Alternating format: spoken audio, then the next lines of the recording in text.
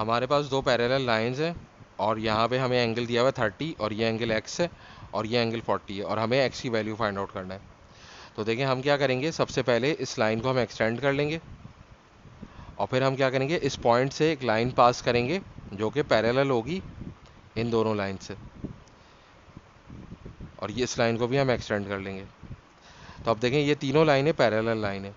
अब parallel line की ये प्रॉपर्टी होती है कि अगर ये एंगल यहाँ पे 30 डिग्री है तो ये एंगल भी 30 डिग्री होगा, क्योंकि ये एंगल और ये एंगल जो होता है ये इक्वल होता है, और इसे इन एंगल्स को हम क्या कहते हैं, ऑल्टरनेट एंगल्स कहते हैं।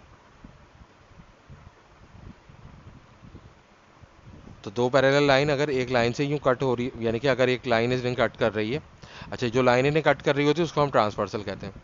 तो अगर दो पैरेलल लाइन को ट्रांसवर्सल कट कर रहा है तो यहाँ पे जो एंगल फॉर्म होगा और यहाँ पे जो एंगल फॉर्म होगा ये इक्वल होगा, तो इसलिए ये अगर 30 था तो ये भी 30 हो गया। इसी तरीके से ये दोनों भी पैरेलल लाइंस हैं और यहाँ पे जो लाइन इन्हें कट कर रही है ट्रांसवर्सल, तो जो है वो यहाँ पे जो एंगल फॉर्म होगा और यहाँ पे जो एंगल फॉर्म होगा ये दोनों एंगल भी क्या होंगे, इक्वल होंगे। इनको भी हम ऑल्टरनेट एंगल कहते हैं और ये एंगल क्या होगा, 40 हो जाएगा। अब देखें इस पॉइंट के ऊपर हमारे पास ये तीनों एंगल मौजूद है, एक 30, एक 40 और एक x है। तो अगर एक पॉइंट पे हमारे पास एंगल्स होते हैं तो उन सारे एंगल्स का सम क्या होता है, 360 होता है। तो इस प्रॉपर्टी को हम लिख लेते हैं, sum of angles at a point is equal to 360 degree.